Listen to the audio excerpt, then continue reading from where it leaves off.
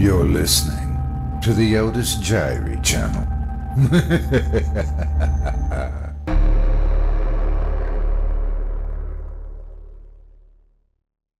Nighttime Hero by TRAMMEL May.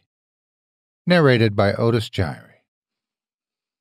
When I was young, around 4, I guess, I would often have bad dreams and wake up crying. My dad would come into the room and pick me up and rock me to sleep. He called me his lamb chop because I sweat really easily, and apparently my sweating child body smelled like meat. He would hold me in his arms while softly singing a little ditty he made up about lamb chops. He'd tell me everything was okay, kiss me on the forehead, and put me back in bed. He was always there for me. One time, I was around the same age. It's hard to remember exactly when things happen when you're that young. We went to a funeral for a family member or a close friend. I didn't really understand what was going on, or I was just a small child. My mom was weeping while looking up to the front, and my dad stood next to me, holding my hand, looking really stern. I asked him what was going on, and he looked down at me and smiled. "Don't worry about it, lamb chop." And he squeezed my hand and directed his attention back to the front. This memory sticks out in my mind because he was always there to protect me, even if it was from things I couldn't understand.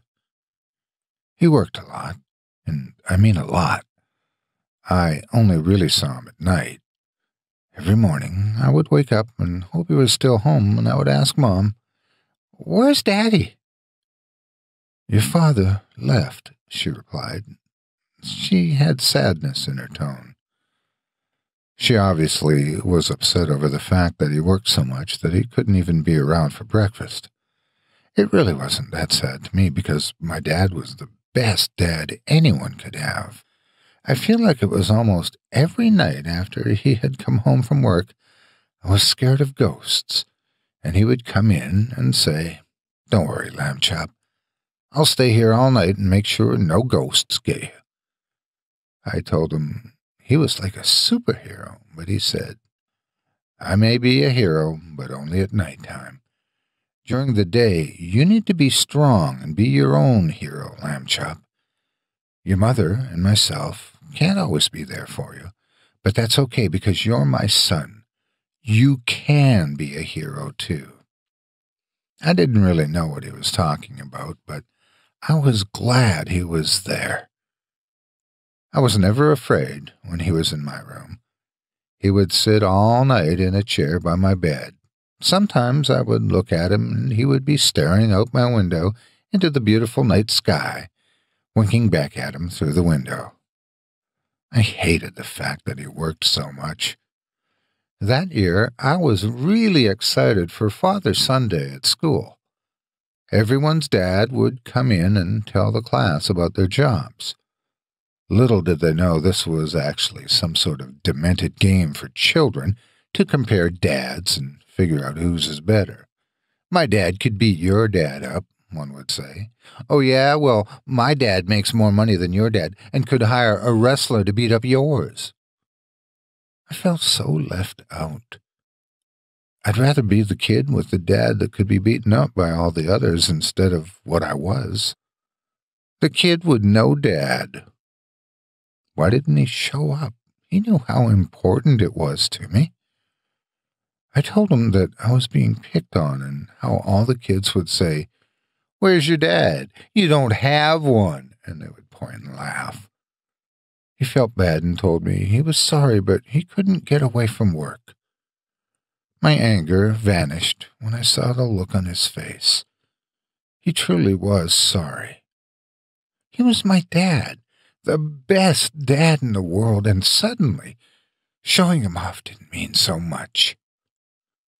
The ridiculing, however, just got worse. One kid was poking me and said, "My mom says you don't have a dad." "I do have a dad," I yelled as I punched the kid in the nose. I was sent to the office for this, of course. It didn't matter. The kid deserved it. Why would he even say something like that? I told the principal what happened, and she looked confused. She told me I should talk to my mom about what happened, and I did. When I got home, I explained the whole day to her. I was confused. I told her, I don't know why they're saying these things to me. Daddy told me I should always stand up for myself. I punched him because he said bad things about Daddy. My mom put her hand over her mouth and her eyes turned to glass. What do you mean Daddy told you? I was confused. Daddy tells me. Baby, Daddy left us. I just don't know how to tell you, baby, but your daddy passed away. That's why he didn't go to your show and tell. That's why he's never home. She began to cry. She had been trying to protect me from the pain of losing my father. I didn't understand, though, because I saw him every night. Mommy, that's not true. Dad's here every night.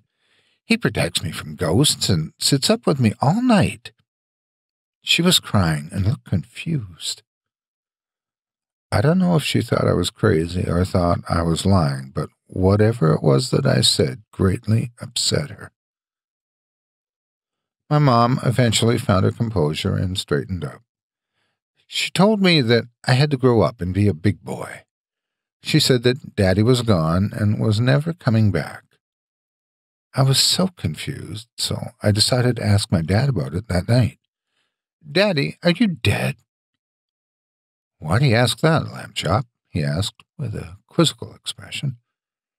Well, I replied, kids at school say I don't have a dad, and Mommy says you passed away. Son, I am your father, and nothing will change that. You mean everything to me, and I wouldn't let something as simple as being alive change that. Do you understand? I didn't understand, but I told him I did, anyways. Your mommy can't see me, but you can, Lamb Chop. Tell your mommy I love her, and I'm watching over her. He kissed me on the forehead and said good night. As I grew older and older, my father faded and faded until I never saw him again. I haven't seen him in years, in fact. I wondered if I was crazy and it was just my mind trying to cope with not having a father figure around until I was mature enough to accept the fact that he was gone. I miss him so much, and not a day goes by that I don't think about him. My wife and I have a boy now.